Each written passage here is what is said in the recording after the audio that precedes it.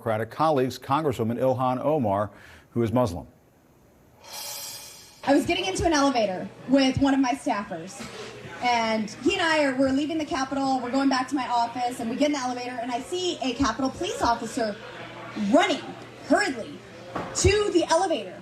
I see fret all over his face. I look to my left, and there she is, Ilhan Omar. Oops. And I said, well, she doesn't have a backpack. We should be fine.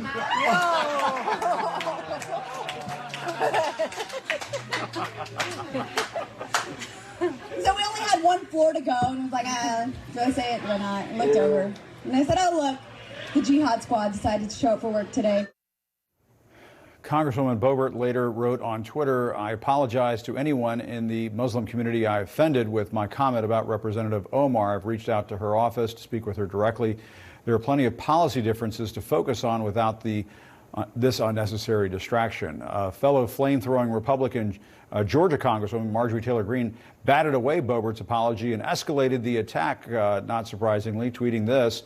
Democrats want us censored, shut down, and imprisoned, never apologize to Islamic terrorist sympathizers, communists, or those who fund murder with our tax dollars. Ilhan Omar and the Jihad Squad, she wrote, are all three and are undeserving of an apology. Joining me now is former Republican Congresswoman Barbara Comstock and CNN political commentator and Clinton White House advisor Paul Begala. Barbara Comstock, let me ask you this first. This kind of hateful rhetoric, it just emboldens the far right. You just worry that she's going to be inflaming somebody to the point where they could act out and do something violent. What are your concerns when you heard what Boebert had to say and how this whole thing is playing out?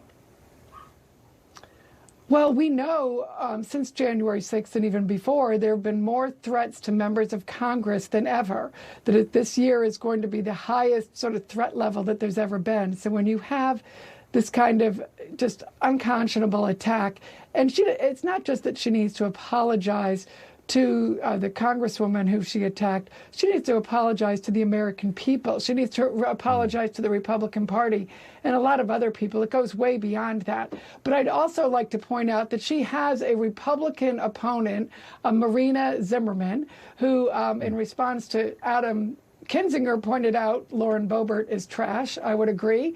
And Marina Zimmerman said, help me take out the trash. And that's what I think needs to be done here. Both Lauren Boebert and Marjorie Greene have Republican women who are running against them in the primary. I'm on two PACs that support Republican women who we specifically do not support Marjorie Greene or Lauren Boebert. And, you know, even those are very red districts, so you're going to end up with a Republican.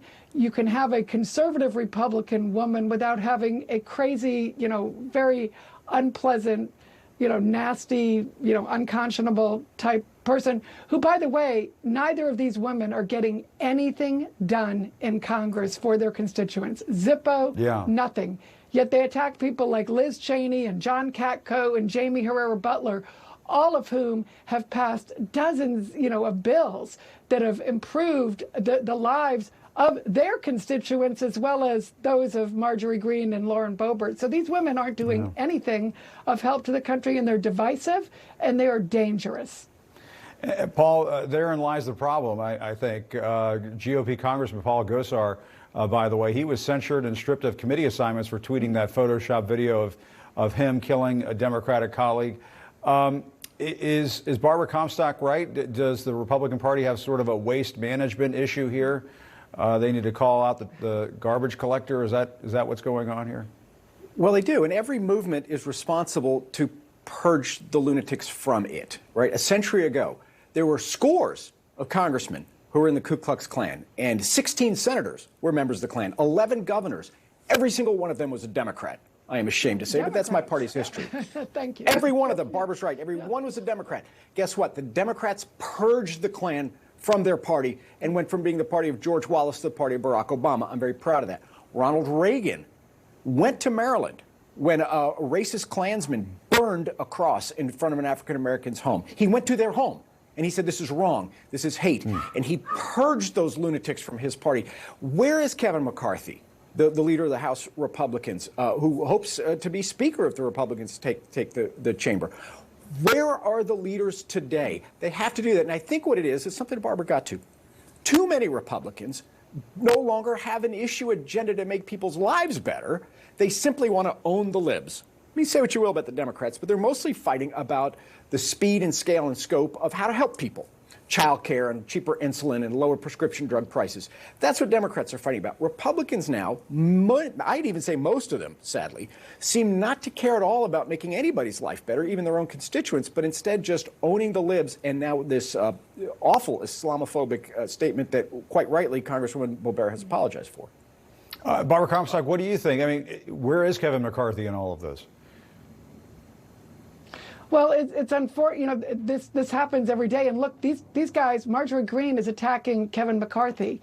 You also had Mark Meadows, who is under subpoena and frankly in contempt of Congress and should be held in contempt and have the same indictments that Steve Bannon is facing for not responding to congressional subpoenas. That same Mark Meadows, who's not cooperating, is attacking Kevin McCarthy. So, Winston Churchill once said something to the effect, a friend of mine was reminding me, you chose shame to avoid war, but you got shame and war. So it doesn't do you any good to appease these type of people. That's why I, would encourage people, support the Lisa Murkowskis, the Liz Cheneys, the Jamie Herrera Butlers that Trump and Mark Meadows and Marjorie Greene are opposing. Support if you're a Republican, but also if you're an independent or a Democrat in those red districts like Lauren Boebert's, like Marjorie Greene's. Go in there and vote for the sane Republican so you can take out this trash. And Paul Magala, let's listen to what Marjorie Taylor Greene said about Kevin McCarthy recently.